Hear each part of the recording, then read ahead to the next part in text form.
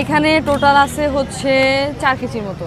মানে কাঁকড়া বিক্রি নাকি হাঁসের থেকে বেশি হচ্ছে?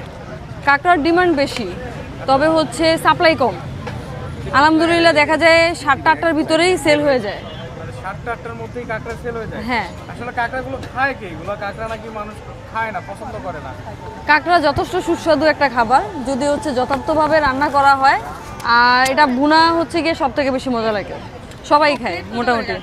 কাঁকড়ার প্লেট হচ্ছে মাত্র 200 টাকা করে, 2 পিস বুকের মাংস থাকে আর 4 পিস হচ্ছে পা থাকে, টোটাল 6 পিস। আপু, আপনার না আজকে শুক্রবারে শাড়ি পরে আসার কথা, আজকে আপনি হঠাৎ করে অন্যরকম ভাবে আসছেন? চিন্তা করলাম আজকে অনেক দৌড়াতে হবে।